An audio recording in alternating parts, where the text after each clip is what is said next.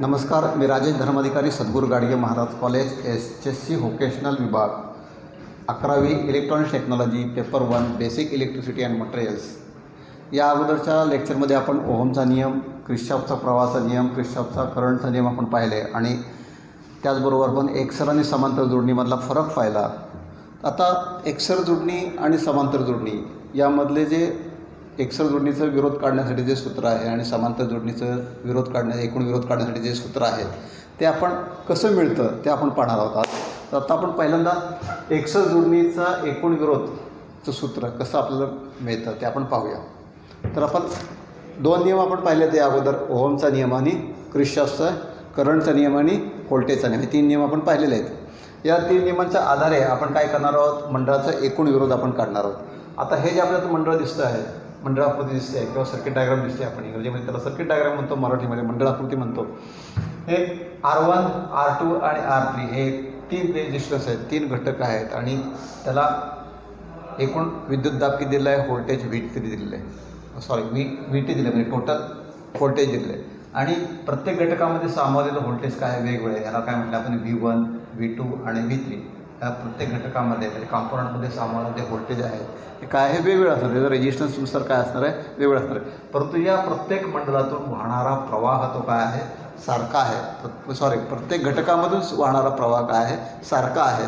म्हणजे I काय आहे, प्रत्येक घटकामध्ये समान आहे, म्हणून आपण प्रत्येक घटकातून वाहणारा प्रवाह काय आला, सारखा आला. आपण जर का आता क्रिश्चॉफच्या व्होल्टेजच्या नियमाचा आपण जर का वापर केला, क्रिश्चॉफचा व्होल्टेजचा नियम काय म्हणतो, तर VT बरोबर V1 + V2 + V3.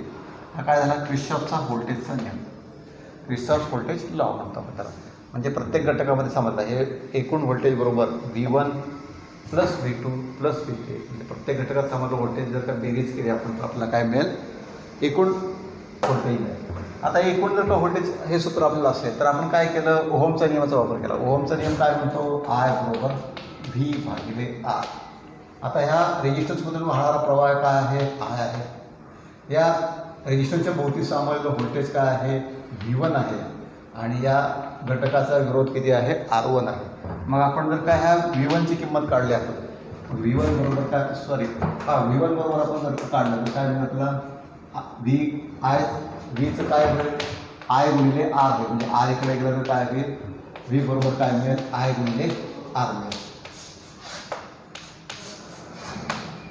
या ओहमच्या नियमाच्या सूत्राचा वापर करून आपण काय काढलं, व्होल्टेजची किंमत काढली. मग आता व्होल्टेज जर का आपल्याला या रेजिस्टन्समध्ये सामान्य जर का व्होल्टेज काढायचं असेल तर आपण काय करणार आहे, V1 बरोबर काय म्हणणार आहे, I म्हणजे काय, या मंडळातून वाहणारा प्रवाह, म्हणजेच I एकूण विरोध आहे, एकूण प्रवाह आहे. आणि हा गुणिले रेजिस्टन्स आहे, मग रेजिस्टन्स काय त्याचा R1 आहे. म्हणजे V1 बरोबर काय झालं, I गुणिले R1 झालं. आता आपण काय करणार आहोत, या रेजिस्टन्सच्या भोवती सामावलेलं व्होल्टेज आपल्याला काढायचं. म्हणजे आपल्याला काय काढायचं, V2 काढायचं. V2 बरोबर काय मिळेल, या रेजिस्टन्समधून सुद्धा वाहणारा प्रवाह काय आहे, सारखा आहे, सेम आहे. हाच प्रवाह आहे, यामधून वाहतोय, यामधून वाहतोय, यामधून वाहतोय. म्हणजे हे सूत्र काय म्हणते, I तोच आहे. रेजिस्टन्स मात्र काय आहे, वेगळा आहे. रेजिस्टन्स कोणता आहे, R2. आपल्याला याची किंमत माहीत नाही पण आपण R2 घेतलं.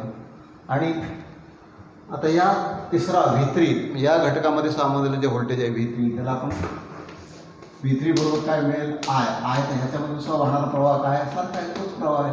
म्हणजे I गुणिले R3 मिळेल.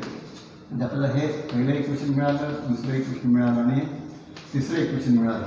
हे तीन जर का इक्वेशन आपल्याला मिळाले तर आपल्याला या तिन्हींची किंमत आपण जर का या सूत्रामध्ये टाकली, VT बरोबर, म्हणजे क्रिश्चॉफचा व्होल्टेजच्या नियमामध्ये जर का ह्या तिन्ही व्होल्टेजची किंमत जर का आपण टाकली तर आपल्याला काय मिळतं पाहूया. मग आपण काय केलं, आणि आपल्याला अजून या VTची किंमत काढायची. मग VT बरोबर काय मिळेल, या मंडळात दिलेला एकूण व्होल्टेज म्हणजेच काय I, त्यामध्ये मंडळात होणारा प्रवाह किती आहे, I सारखाच आहे.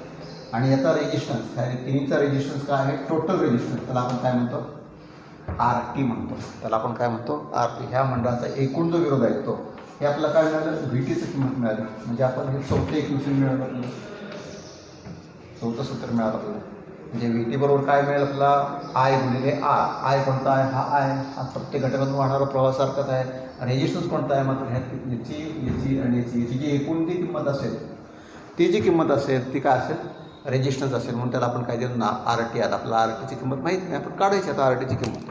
मग आपण काय करूया, हा चारही मिळाले जे इक्वेशन आहेत त्यांची किंमत आपण कशात टाकू, या किर्चॉफच्या व्होल्टेजच्या नियमामध्ये आपण टाकू. व्होल्टेजच्या नियमामध्ये जर का आपण सूत्रात किंमत टाकायची म्हटलं तर I बरोबर VT बरोबर काय आलं, की पहिल्यांदा VTची किंमत टाकू. VTची किंमत काय आली, I गुणिले RT.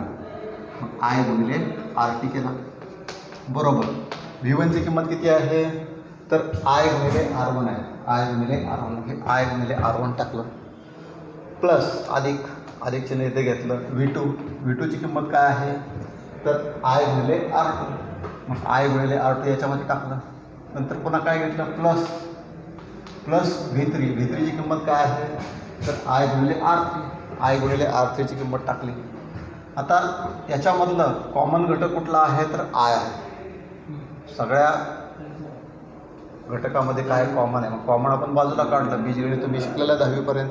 मग कॉमन काय भाग काढला, मी बाजूला काढला. मग काय केलं, I गुणिले RT बरोबर, म्हणून काय मिळालं आपलं I गुणिले RT बरोबर. I हा काय केला, प्रत्येक गटात सारखा आहे, मग I काय कंसाच्या बाहेर घेतला आणि गुणिले काय केलं R1 plus R2 plus R3. यातला I बाहेर आपण घेतला कॉमन, त्यामुळे काय मिळालं, I गुणिले कंसात R1 plus R2 plus R3 मिळालं. हे मिळालं आपल्याला सूत्र मिळालं.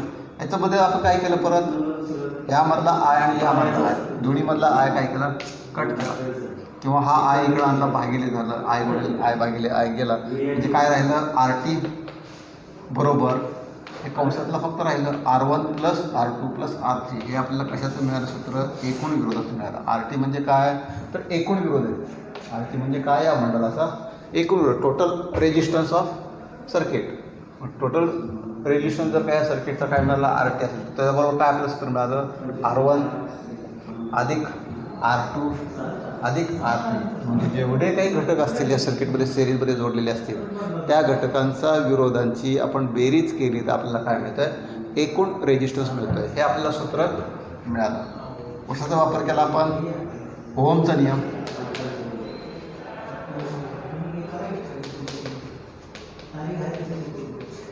व किर्चॉफ व्होल्टेज लॉ, या दोन्हीचा वापर करून आपण काय केलं, हे एकूण विरोधाचं सूत्र आपण मिळवलं.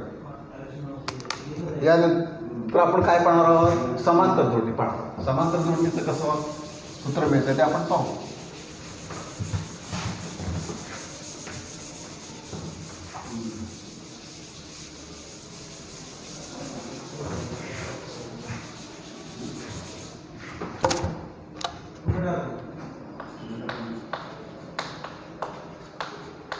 समांतर जोडणीमध्ये आपण काय करणार आहोत, यामध्ये सुद्धा आपण 3 रेजिस्टन्स घेणार आहोत. उदाहरणार्थ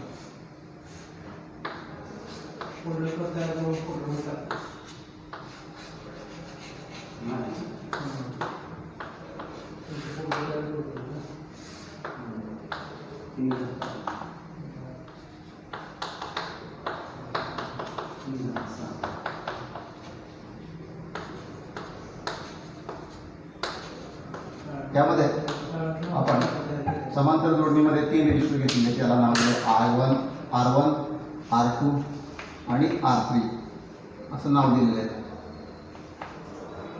3 रेजिस्टर आहेत. या 3 रेजिस्टरमधून वाहणारा प्रवाह वेगळा आहे, I1, I2 आणि I3. आणि या मंडळातून येणारा एकूण प्रवाह त्याला काय म्हटलं आहे, IT म्हटलं आहे. आपण या ठिकाणी कुठला नियम वापरणार आहोत, किर्चॉफचा करंटचा नियम पाहणार आहोत. किर्चॉफ करंट लॉ पाहणार आहोत आपण. किर्चॉफ करंटचा लॉ काय म्हणतो, I बरोबर IT बरोबर म्हणजे एकूण प्रवाह बरोबर I1 plus I2 plus I3. या बिंदूमध्ये येणारा प्रवाह कोणता आहे, IT, आणि जाणारा प्रवाह कोणता आहे, I1, I2 आणि I3. म्हणजे या बिंदूला येणारा प्रवाह IT आहे, त्याच्याबरोबर काय होणार आहे, तिन्हीची काय बेरीज असणार आहे. हा आपण किर्चॉफचा करंटचा नियम आपण पाहिलेला आहे. या करंटच्या नियमाचा वापर करून आपण काय करणार आहोत, समांतर जोडणीचा एकूण विरोध कसा काढायचा ते आपण आता पाहणार आहोत.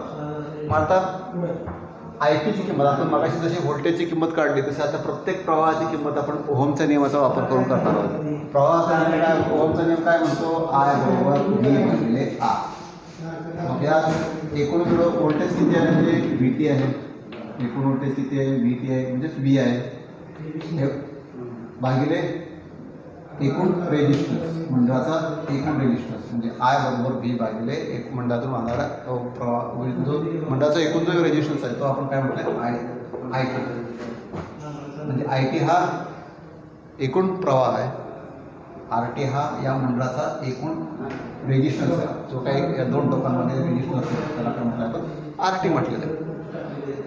आता आपण काय करणार आहोत आय वनची किंमत काढणार आहोत. ओहमचाच नियम वापर करणार आहोत. ओहमचा नियम काय म्हणतो आय बरोबर व्ही भागिले आय वन म्हणजे कुठला आपल्याला काढायचा आहे हा आय वन काढायचा आहे. आपण त्याला दिलेलं व्होल्टेज समांतर जोडणीमध्ये आपण सांगतो या लेक्चरमध्ये प्रत्येक घटकाला दिलेलं व्होल्टेज हे काय असतं सारखं असतं पण प्रत्येक घटकातून वाहणारा प्रवाह काय आहे वेगवेगळा आहे.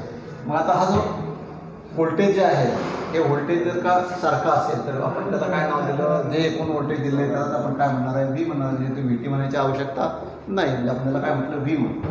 मग हे जे काय व्होल्टेज आहे व्होल्टेज भागिले त्या मंडळाचा मधील असलेल्या त्या ब्रँचमधील काय आहे रेजिस्टन्स. आता ह्या आय वनमधून आय वन जो आहे जो प्रवाह वाहणार आहे त्याचा रेजिस्टन्स किती दाखवला आहे तर आपण आर वन दाखवला आहे. याला आपण काय म्हटलं आय वन म्हटलं म्हणजे आय वन बरोबर काय मिळालं ह्यामधून वाहणारा आय वन आणि हा रेजिस्टन्स. मग आपल्याला ह्या रेजिस्टन्सभोवती सामान्य व्होल्टेज आपण ओहमच्या नियमानुसार काढू शकतो. व्होल्टेज तर समान आहे, व्होल्टेज माहिती आहे आपल्याला काय माहिती आहे रेजिस्टन्स माहिती आहे आपल्याला आय वन काढता येईल. या दोन गोष्टी आपल्याला जर का माहीत असतील तर प्रवाह काढता येईल. आपण काय केलं व्ही बरोबर व्ही भागिले आर वन केलं. तसंच आय टू बरोबर काय मिळालं आपल्याला आय टू बरोबर काय मिळेल ह्या प्रवाह काढत असेल तर हे व्होल्टेज भागिले रेजिस्टन्स आर व्होल्टेज भागिले रेजिस्टन्स आर. आणि आय थ्री बरोबर काय मिळालं आय थ्री बरोबर काय मिळालं तर व्होल्टेज भागिले आर. या ठिकाणी आपण तिन्ही ठिकाणी आपण कोणता नियम वापरला ओहमचा नियम वापरला. हे चार सूत्र आपल्याला मिळाली. या चार सूत्राचा वापर करून यामध्ये आपण जर का किंमत टाकली तर काय मिळेल आपल्याला आय टी बरोबर I one plus I two plus I टीची किंमत काय एकूण रेजिस्टन्सची किंमत व्ही भागिले R T sorry I T एकूण प्रवाहाची किंमत काय आहे एकूण प्रवाहाची किंमत काय मिळाली आपल्याला आय टी बरोबर व्ही भागिले आर. व्ही म्हणजे व्होल्टेज आणि या मंडळाचा एकूण रेजिस्टन्सला आपण काय नाव दिलं आर टी नाव दिलं.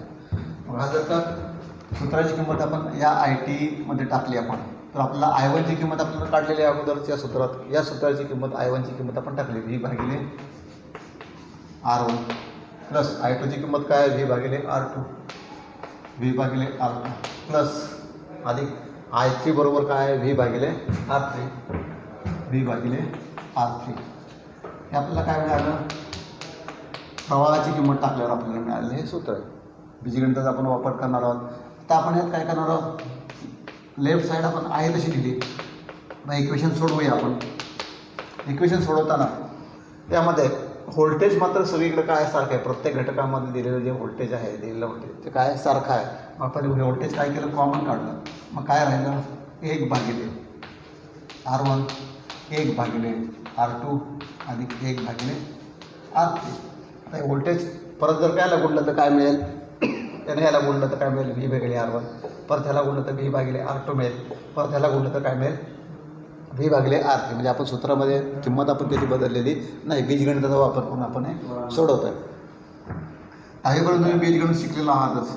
मग आपण पुन्हा काय केलं व्ही बरोबर आर टी बरोबर हे व्ही आणि हे व्ही दोन्ही काय केलं सारखं असल्यामुळे आपण काय केलं हे दोन्ही कट केलं. काय दोन्ही बाजूला किंवा हे इकडं आलं तर हे भागिले भागिले झालं तर काय होईल एक येईल उत्तर आणि आपल्याला काय मिळेल एक भागिले आर टी मिळेल. आणि हा कंसातली व्हॅल्यू तशीच राहील त्यामुळे आपल्याला काय मिळालं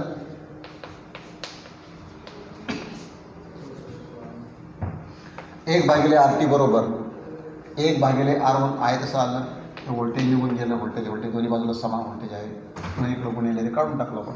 आणि काय केलं एक भागिले आर वन अधिक एक भागिले आर टू अधिक एक भागिले आर थ्री हे आपल्याला काय मिळालं सूत्र मिळालं. एकूण विरोधाचं आपल्याला काय मिळालं सूत्र मिळालं. यामध्ये जर का आपण रेजिस्टन्सच्या किमती टाकल्या आणि हे इक्वेशन जर का सोडवलं तर आपल्याला काय मिळेल, आर टीची किंमत मिळेल.